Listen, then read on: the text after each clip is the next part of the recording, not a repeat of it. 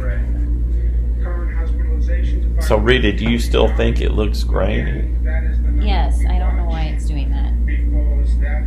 I wish that the camera would just, could it be cleaned off somehow? I think it looks okay. You know, it makes it look more like a Guns N' Roses video this way. Nobody knows who that is. That's the second time she's heard this joke. Yep, super funny.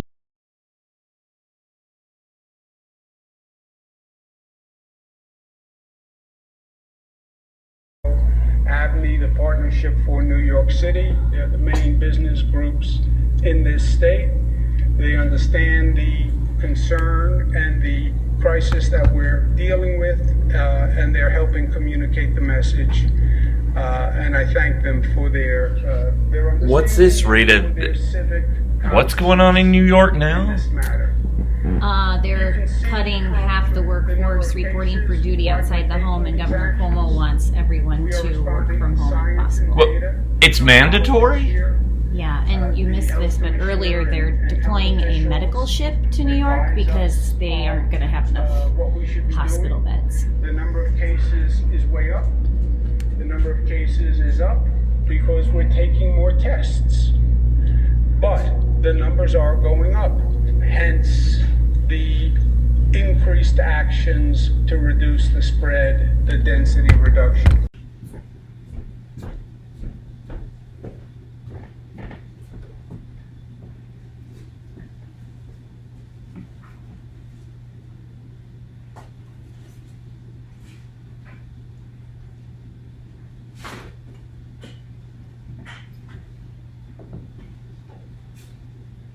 Carissa, you want to go for a walk?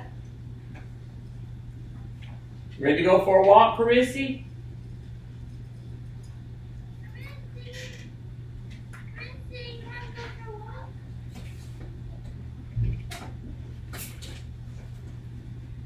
You want to go for a walk? Go for a walk. Can I come? Yeah, you want to go too, Lucy? She fell down. Oh my gosh, you gotta be careful. Well, tell you what. See, it keeps going around. Oh, that is weird. Why is the garbage truck still going around when they've already picked up the garbage? Can you take her on out for a second? I'll be right there. Let's go chase the garbage truck. Watch out. Don't let her get smushed. Rick, Lucy, get her out. Go. I'll be right there.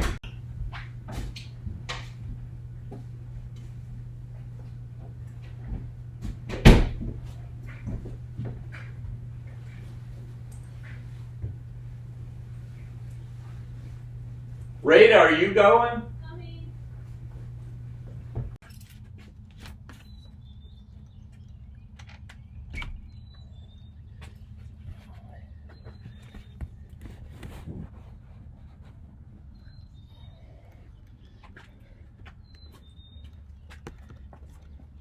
Hey, Lucy?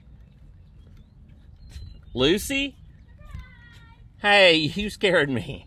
So, Lucy, have you ever heard of utilitarianism? No.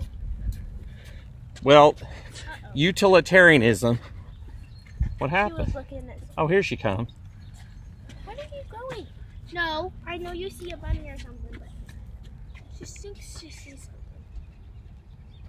Where's he going? Sorry. No, you're fine. Utilitarianism is the view that you should do what brings about the greatest happiness for the greatest number. Jeremy Bentham and John Stuart Mill really were the first big proponents of this view. They wanted to reform moral practices in the 1800s in Britain. For example, if you owed money in Britain in the early 1800s, you get put in jail.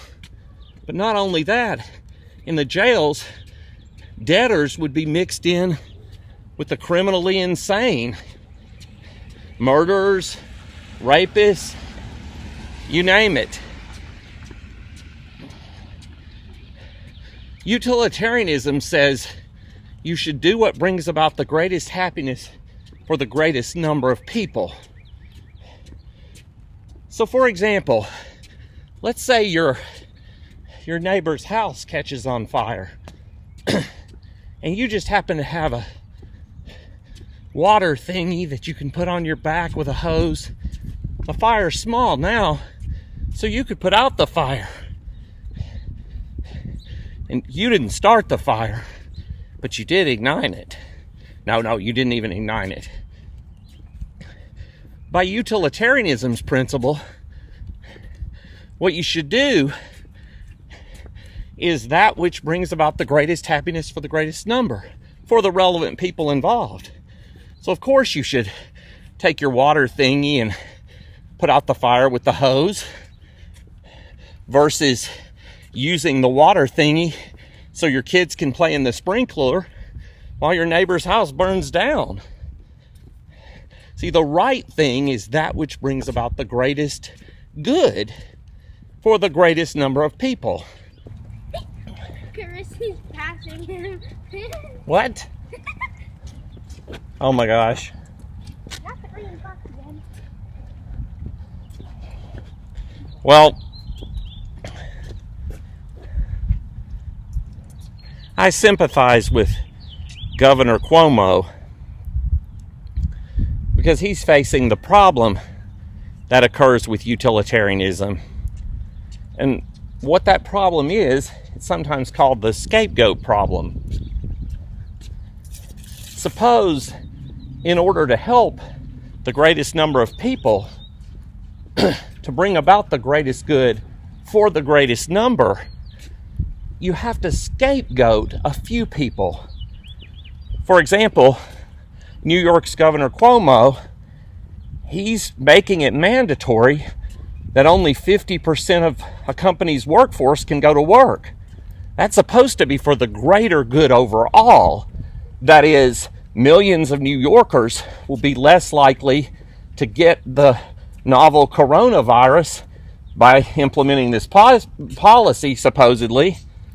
But on the other hand, those numbers of people who don't get to work and don't get paid for going to the pizza place or the bar or the Statue of Liberty Tourist Center, those people lose money. So individually, they're hurt by the greater number being helped.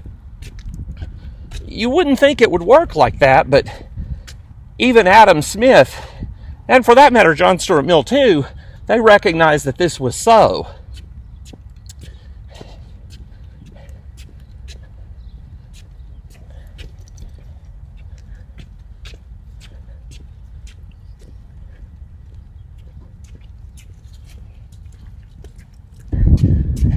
Wait for me, everybody.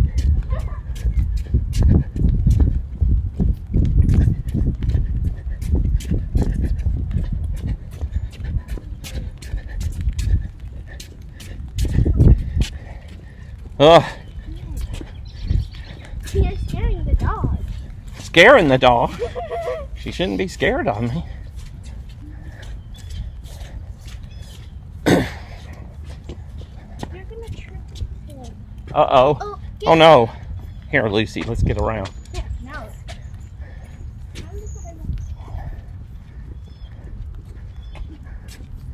Look at all those birds in the tree there, Lucy. Up in that tree. Up there. Oh. All those birds together. Birds of a feather flock together. Look to the head of Dad. Hey.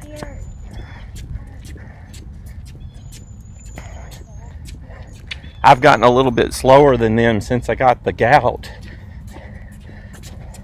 Hey guys, stop for a minute. I want to ask you about something. What do you all think about Governor Cuomo's policy? Now let me say for Lucy, the policy is in order to keep the virus from spreading, 50% of the workers don't go to work. So companies can only call in 50% of their workers. What do you think of first? I'll ask you, Lucy. What do you think about that? For real? I don't know. No. For real. Think about it. The idea is that the virus will spread less if they only bring in, so like if 10 people normally work per day at Domino's Pizza, half will go in. And the reason half will go in, well, for one thing, not as many people are eating out now because they're afraid of getting coronavirus. But do you think that's a good idea or a bad idea? They bring in fewer workers. I think it's a good idea. What about you, Rita? I think we should all just hunker down. I think that's a good idea. Because you seriously don't. We should all hunker down. Well, when you say that, though, are you saying that those pizza workers shouldn't go to work at all? Well, should they stay home? I mean, probably, yeah. Like, they should shut down. I think. But then, what do they do for money? Well, Wait, actually, I think it'd be a bad idea if their paychecks got spread out. That's what's going to happen. Yeah. Well, they'll have to spread it out, but you're right, Lucy, that means less money. Well, the government's thinking of some financial interventions to help with people who won't be able to work. But I think we're in for a problem here. So I guess I think if we all just shut down as much as possible, like if we did kind of a full country lockdown, but we should have done it like right before spring break, I think we would have avoided months longer of it. But so, back to the pizza workers at Domino's, should they stop going to work now? Probably. I mean, I think they could be vectors. They could spread this illness, even if they don't have symptoms. So, I mean, I think we should all just make our own food as much as possible. What do I do? And where? Well, you have to wipe the cover. You have to spray that on a cloth and then wipe the covers. Get one of those blue cloths. The bottom cover. All of covers. them? Yeah, under the counters in the kitchen. I'm doing the upper. So I'll spray this in the rack. How about that? So, Rita, Yeah. we're testing your memory here. Do you remember what's the significance of this umbrella in particular? Well, this is from our honeymoon at the Waldorf Astoria in New York City, which has been now hit twice by hard times. Wait. That's not. We didn't use that at the Waldorf. Yeah. No. It was used for something else. It was, well, at first you proposed to me under that tree. And it was raining. Yeah, and you got... Or what? Oh, sprinkler, yeah. You did that. So because it was a sunny day and you made a rainbow. Oh, yeah. Well, actually, you remember it better than me. Well, I know. No, But that's good. It does remind me more of New York because we took it with us. And we used it. Yeah, that was nice. No, that really was nice. It's kind of sad, though. What's happening at the Waldorf? No, I mean just that New York City was our honeymoon, and then twice since then it was hit 9/11. Now this pandemic. Yeah, it's just Yeah. No, I hadn't even thought of it. I thought about that, of course, with 9/11, but I hadn't really thought about it with the, with the pandemic part. That's like that's a big hit for them too. Of course, that's going to affect everyone, but yeah, that's interesting, really. Or sad. Yeah. Yeah, that is sad, really.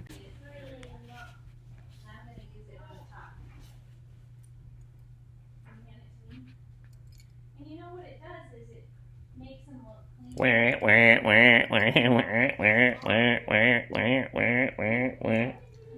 Oh, that's a sweet doggy. Well, yeah, not so funny. What is? Oh, gee. I wish I could help you guys, but I got to make these videos. You're not funny. Yeah, well, I can't get it off and it's frosted. it doesn't take all day to make a video, really. It's stuck. It does if you want to make them high quality like mine. It does if you want to smells avoid like helping. Frosted. Really? It's stinky. Gross.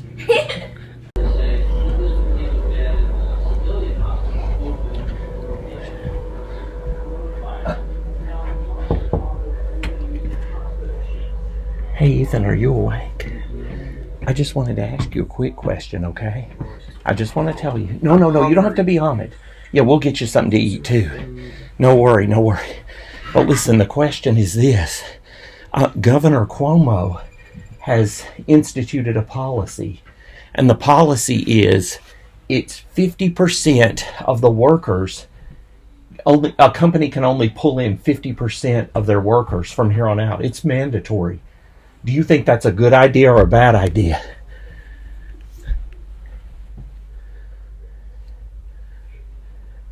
You see what I mean? I mean, like, health-wise, I think it's good because it's, like, reduces the risk of, like, spreading it. Yeah. It's, like, social distancing. Uh-huh. But then, like, with the economy, it's, like, less product and it's, like, less revenue. And, like, the stock market's already, like, plummeting, so... Oh, my gosh. I don't think it's a good idea. I think they should just... Let them go to work? Go to work, yeah. That's interesting. You don't think that would make it like more people would die, or do you think we just have to sort of... No, because the people who are at risk for dying the most are older people.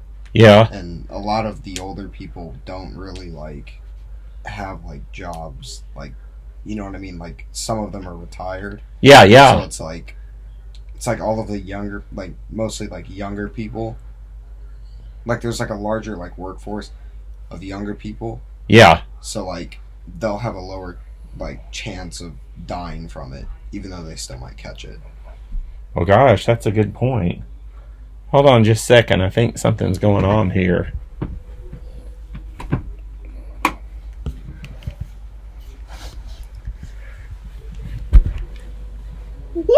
Lucy. Uh-oh, from that sound, I know it's time for texting with Greg. Oh, Greg is a friend that I've known since high school. He's a dentist now, so that might come in handy for what we're doing. Sometime we can talk to him about that. But for now, one thing I should tell you, Greg is what he's been diagnosed as. He's a phonophobe. He has a fear of using telephones. So I can't call him like I call some of my other friends for these segments, so that's why it's texting with Greg. So let's see what he has to say. Let's see, I just got to get my computer here.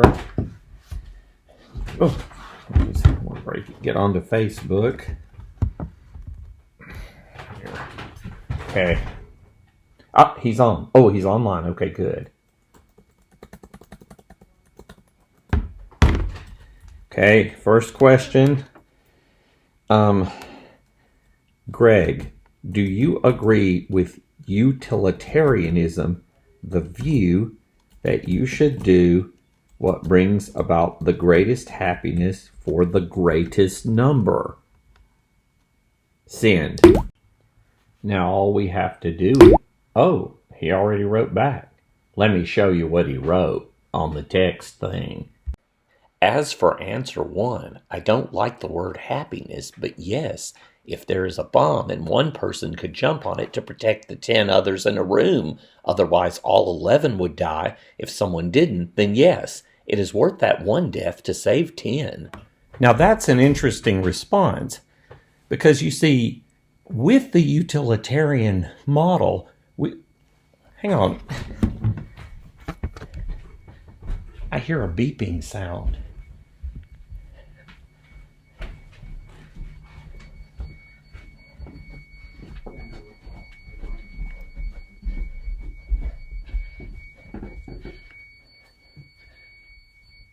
Oh my gosh. What? Is the sump pump battery broken? Yeah. Listen, guys, I better go because the sump pump's broken and it's supposed to rain. That's all for this time. We'll finish that conversation with Greg next time. Hey, baby, don't you cry for me. A cowboy's life is always sad. Hey, baby, don't you cry for me.